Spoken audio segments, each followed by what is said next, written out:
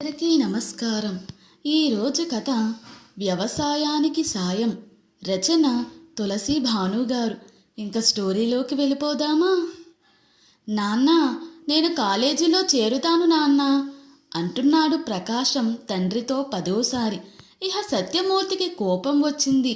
Degree చదువు చాలంటివి ముందు, ఇప్పుడు ఇంకా చదువుతానికి పోతానంటే ఇంకెప్పుడురా నువ్వు సేద్యం చేసేది, పంట పండించేది అని కోపం చేస్తున్నాడు సత్యమూర్తి.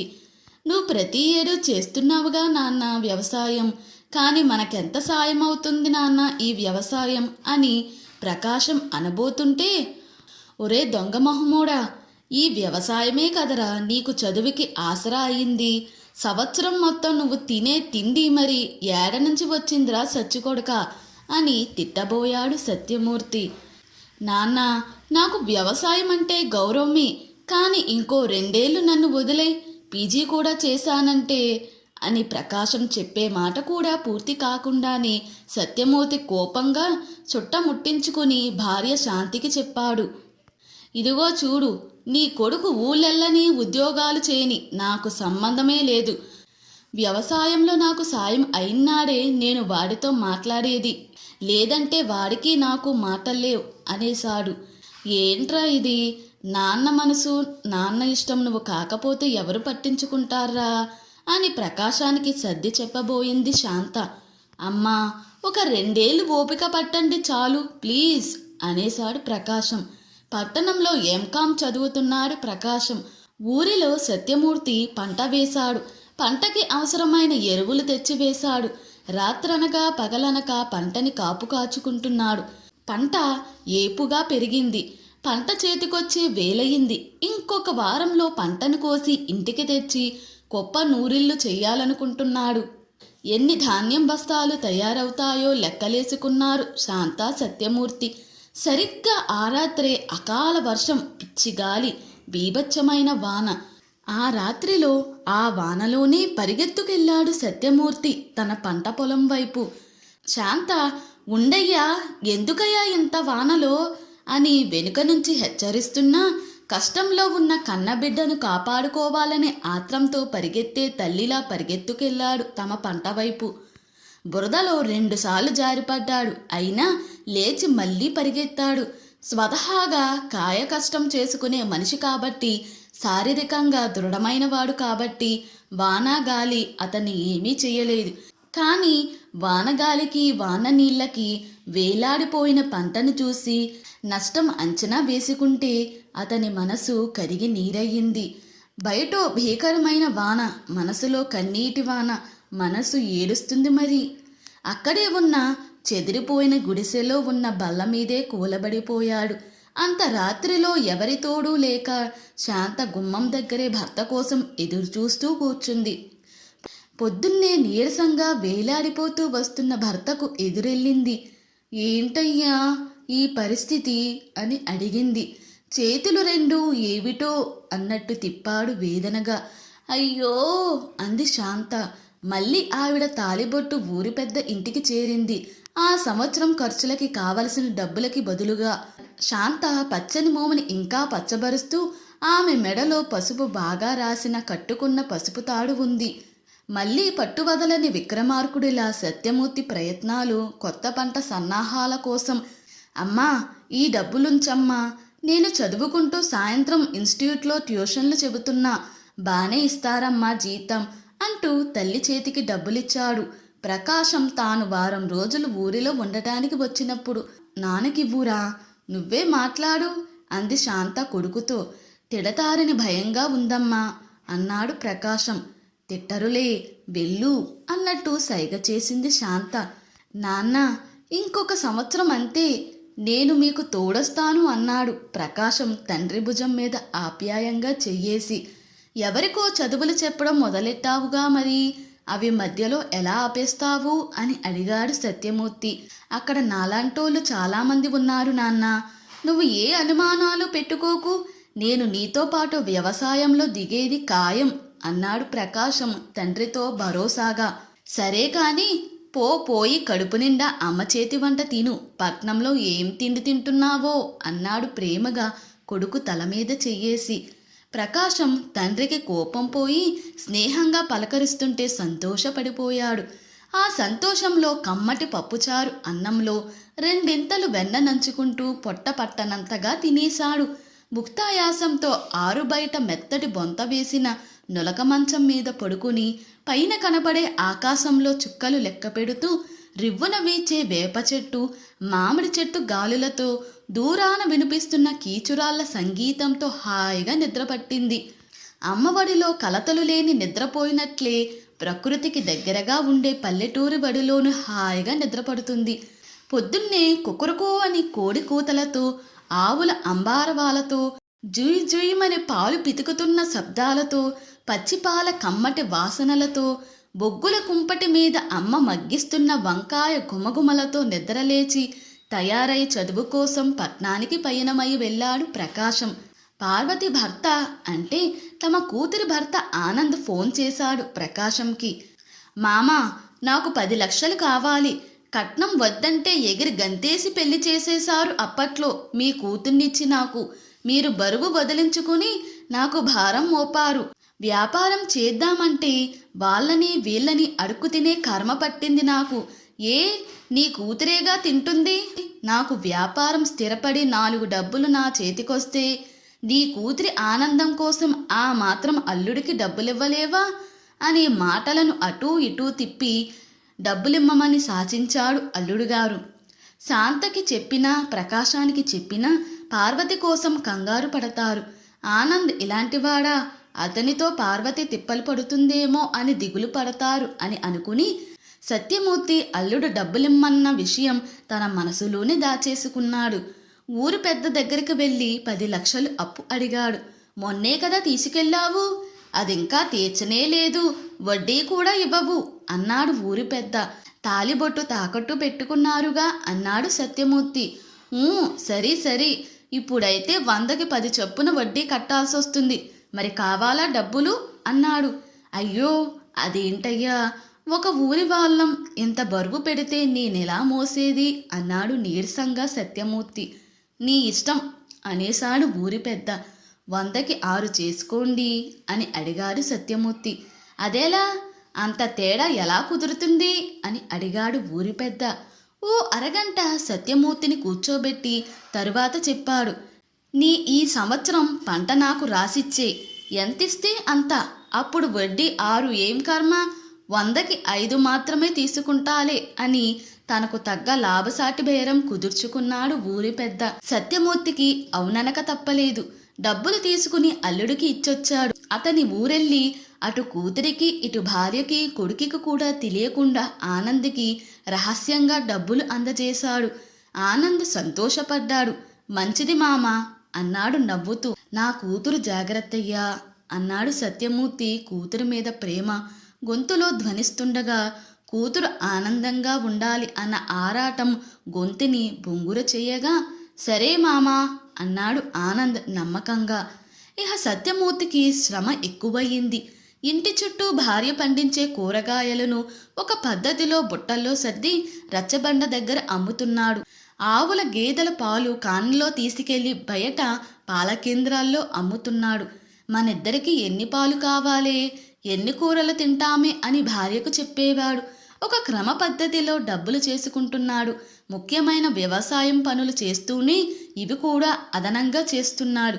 వానలు రాలేదు ఈ ఏడు. పడినా ఏదో కాసేపు వచ్చిపోయే తుప్పర్ల చినుకుల వాన అంతే.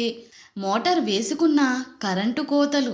చెరువులలో వాన లేక నీటి ఎద్దడి కలిసి పంట ఎండిపోతుంది. అది చూసి ఊరి పెద్ద వడ్డీ అమాంతం 10కి పెంచేశాడు. అయ్యా, ఇది అన్యాయం అని గోల పెట్టాడు సత్యమూర్తి. నీ ఎండిపోతున్న పంటను నేనేం చేసుకోను? పంట చేతికొచ్చి ఆదాయం అయ్యుంటే బాధ లేకపోను. ఎండిన పంటతో నాకేమి రాల్తాయి కాసులు? నువ్వు పండించాల్సిన పంట నువ్వు సరిగ్గా చేయలేకపోతే దానికి నువ్వే బాధ్యుడివి అనేశాడు ఊరి పెద్ద మూర్ఖంగా. వానలు నా చేతిలో పనా చెప్పండి అని సత్యమూర్తి ఎంత మొత్తుకున్నా ఊరు పెద్ద కరగలేదు. పైగా నీ పెళ్ళానికి డబ్బులు అప్పు సంగతి చెప్పేస్తా అన్నాడు ఊరి పెద్ద. డబ్బులు తప్ప వేరే మనిషి గోడు పట్టని ఊరి పెద్దకి ఎంత వడ్డీ సమర్పించుకున్నా అప్పు వడ్డీతో కలిసి తడిసి మోపుడయ్యింది. రోజురోజుకి దిగులుతో భయంతో కుంగిపోతున్నాడు సత్యమూర్తి. పరీక్షలు దగ్గరకొచ్చాయని ప్రకాశం ఫోన్లు కూడా చెయ్యలేకపోతున్నాడు తల్లి తండ్రికి. చేసినా బావున్నారా అంటే బావున్నారా అని అనుకుని ఫోన్ పెట్టేయడమే. భార్యకి, కొడుకుకి, కూతురికి ఈ అప్పు విషయం చెప్పలేక, ఇంత ఒత్తిడిని తట్టుకోలేక చిక్కి బక్కయ్యాడు సత్యమూర్తి.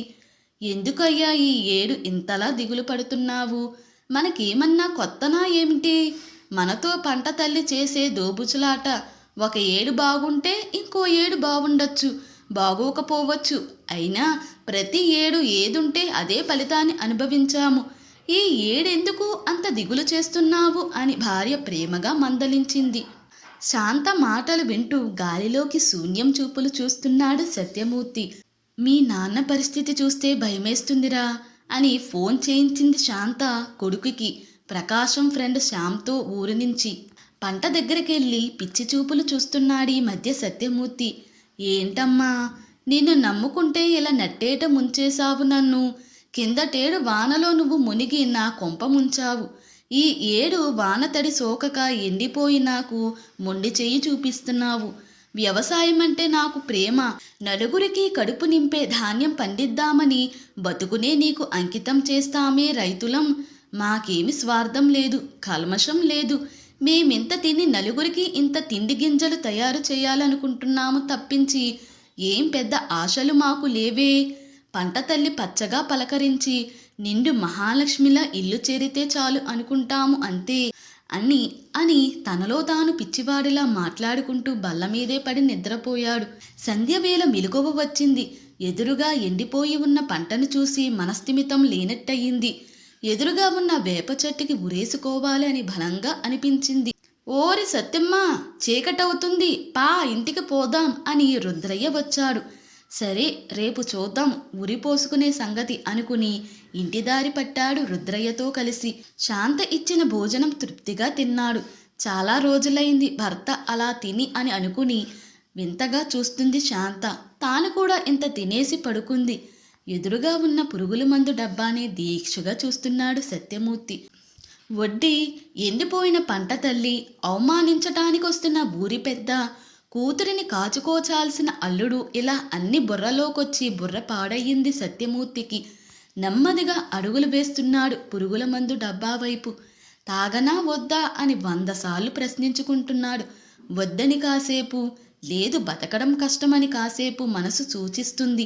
ఆ ఒత్తిడి తట్టుకోలేక రాత్రంతా అటో అడుగు వెనక్కో అడుగు వేస్తూ అసహనంగా తిరుగుతున్న సత్యమూర్తి తెల్లవారుజామున గట్టిగా నిర్ణయించుకుని పురుగుల మందు డబ్బా మూత తీయాలని చూస్తున్నాడు. నిద్రిస్తున్న భార్య మొహం చూస్తుంటే రేపటి రోజున ఆవిడ బాధను ఊహించుకుంటే గుండె వణికినట్టయింది. మూత తీసే చేతుల్లో శక్తి పోయింది. చేతులు ముద్దిబారినట్టు అయ్యాయి. మనిషిలో తెలియని నిరాశ, ఒక రకమైన శూన్యం మనసులో నిండింది. విరక్తిగా అయిపోతుంది బుర్రలో. వద్దీ బాదరబంది జీవితం. నేల తల్లిని ప్రతి ఏడు పచ్చగా అలంకరించాలి అనుకుంటే ఏమిటి అడ్డంకులు? వ్యవసాయాన్ని మాత్రమే ప్రేమించి దగ్గరకు హత్తుకుంటే విడిచిపెట్టకుండా ప్రతి ఏడు ఏమిటి ఆశా నిరాశాలు? ఇక నా వల్ల కాదు ఈ నిత్య పోరాటం అనుకుని జీవితాన్ని ముగించేయాలి అనే స్థిర నిర్ణయానికి వచ్చేశాడు సత్యమూర్తి. ఆఖరిసారి దేవుడికి దండం పెట్టి భార్య మొహాన్ని కల్లారా చూసుకుని, గోడకున్న కూతురు కొడుకు ఫోటోని మనసారా చూసుకుని పక్కనున్న పురుగుల మందు డబ్బా అందుకుంటున్నాడు. శాంత నిద్రలోనే ఒకసారి కదిలినట్లు అనిపించింది. భార్యని చూస్తున్నాడు. ఓ నిమిషం ఆగాడు. భార్య నిద్రలోనే ఉందని నమ్మకం కుదిరాక ఇక పురుగుల మందు తాగుదాం అనుకుని వణికే చేతులతో డబ్బా పట్టుకుని మూత తీయబోతే మూత రావట్లేదు. ఇంతలో అమ్మా అని ప్రకాశం గొంతు వినపడుతూ తలుపు శబ్దమయ్యింది. డబ్బా అలానే పట్టుకుని కూర్చొని ఉన్నాడు సత్యమూర్తి. నానా ప్రకాశం అని అంటూ శాంత లేచి వెళ్ళి తలుపు తీసింది. ప్రకాశాన్ని చూసిన సత్యమూర్తి ఒక్క ఉదుటున లేచి వెళ్ళి కొడుకును గట్టిగా పట్టేసుకుని కొడుకు గుండెలకు తల ఆంచేసి బిగ్గరగా ఏడుస్తున్నాడు. రాత్రంతా తాను పడ్డ మానసిక శోభ సత్యమూర్తిని బేలగా మార్చేసింది. నాన్న, ఏమైంది నాన్న అని ప్రకాశం తండ్రిని తన 2 చేతులతో చుట్టేసి దగ్గరకు తీసుకున్నాడు. తండ్రి భుజాలు ఏడుపుకి ఎగిరెగిరి పడుతుంటే ఒక చేత్తో తండ్రిని పట్టుకుని మరో చేత్తు ఆయన వీపు మీద ఓదార్పుగా తడుతున్నాడు. ఏమిటండి ఇది, ఎందుకిలాగా అని శాంత భర్త ఏడుపు చూసి తల్లడిల్లిపోయింది. నాన్న, నేనొచ్చేసాగా నాన్న, నీ బాధేంటో చెప్పు అని తండ్రిని ఓదారుస్తూ తల్లితో చెబుతున్నాడు. అమ్మా, నిన్న సాయంత్రం నుంచి నా మనసు బాలేదు. పదే పదే నాన్నే నా కళ్ళ ముందు మెదిలారు. మనసుకి దిగులుగా అనిపించింది. అంతే, బయలుదేరి వచ్చేశాను. నాకు ఇక్కడికి వచ్చేయాలని మనసు తొందర పెట్టింది. ఇప్పుడు మీ ఇద్దరిని చూశాక కొంచెం మనసు కుదిటపడింది. కానీ నాన్న, ఎందుకు అంతలా ఏడ్చావు అని ప్రేమగా తండ్రి చేయి పట్టుకుని తండ్రి కళ్ళల్లోకి చూస్తూ అడిగాడు ప్రకాశం. సత్యమూర్తి చెబుతున్నాడు. నువ్వొస్తావని అనుకోలేదురా. ఒక్క 10 నిమిషాలు ఆలస్యంగా నువ్వొచ్చుంటే నా నిర్జీవ రూపమే నీకు కనిపించి ఉండేది అని కుండ బద్దలు కొట్టేసినట్టు చెప్పేశాడు. అయ్యో నాన్న అని ప్రకాశం, అయ్యో ఏవండి అని శాంత ఒకేసారి అరిచారు బాధగా. అవునురా, మీలా యువకులు వ్యవసాయాన్ని పట్టనట్టు వదిలేసి పట్నాలు పోతే వెనక మే ముసలాలం గొడ్డు చాకిరీ చేసిన ఫలితం సరిగా ఉండదు. అందుకే ఈ దిగుళ్ళు అదేశాడు సత్యమూర్తి. నాన్న, నేను సిటీలో ఊరికే ఏమీ లేను. మన రైతుల సమస్యలను నా ఫ్రెండ్తో, వ్యవసాయానికి సంబంధించిన వారితో చర్చించాను. నాకు తెలిసిన 4 డబ్బున్న వాళ్ళు మన ఊరిలో నాన్నతో సహా మరో 4 రైతులకి కూడా ఇంత అని డబ్బులు పెట్టుబడి పెడతారు. పంటలో లాభం వస్తే వారికిచ్చే డబ్బులు వెనక్కి తీసుకోరు. మళ్ళీ పెట్టుబడికి అవే డబ్బులు వాడమంటారు. లాభంతో నెమ్మదిగా డబ్బులు జత చేసి సిటీలో ధాన్యం గోడౌన్ తెరవాలి. అక్కడ మనమే స్వతంత్రంగా ధాన్యం అమ్మచ్చు. దళారీలా దోచుకోవడం అనే సమస్య తొలగిపోతుంది. డబ్బులు పెట్టేవాళ్ళు దళారీల ప్రశ్నలకు జవాబు ఇవ్వగలరు. నష్టం ఎదురైతే ఇన్సూరెన్స్ లాగా వారే డబ్బులు పెడతారు. మళ్ళీ పంట ఖర్చులకి. రైతుగా డబ్బు పెట్టుబడి జంజాటం మీకు ఉండదు. ఒక క్రమ పద్ధతిలో డబ్బు వ్యవహారాలు మేము పరిష్కరించుకుంటాము. నువ్వు ఇంకా దిగులు పెట్టుకోవద్దు. నేను సిటీలో ఉన్న మన రైతుల గురించే ఆలోచించి పరిష్కారాలు చూస్తున్నా నాన్న అన్నాడు ప్రకాశం. సత్యమూర్తి కొడుకు భుజం చుట్టూ చెయ్యి వేసి, నువ్వు అసలైన రైతు బిడ్డవిరా అని మెచ్చుకున్నాడు. శాంత వారిద్దరినీ చూస్తూ, దేవుడా, ఎంత పెద్ద గండాన్ని తప్పించావయ్యా అని దేవుడికి మనసులోనే దండం పెట్టుకుంది. సిటీ నుంచి రాబోతున్న వ్యవసాయంతో వ్యాపారం చెయ్యబోయే ఆపద్బాంధవుల కోసం వంట సిద్ధం చేస్తుంది శాంత. వారితో ఏమేమి మాట్లాడాలి, ఎలా ముందుకు సాగాలో చర్చించుకుంటున్నారు సత్యమూర్తి, ప్రకాశం. ఇంతటితో ఈ స్టోరీ ముగిసింది. ఈ స్టోరీ కనుక మీకు నచ్చినట్లయితే మరియు నా ఎక్స్ప్లెనేషన్ కనుక మీకు నచ్చినట్లయితే ప్లీజ్ లైక్, షేర్, సబ్స్క్రైబ్.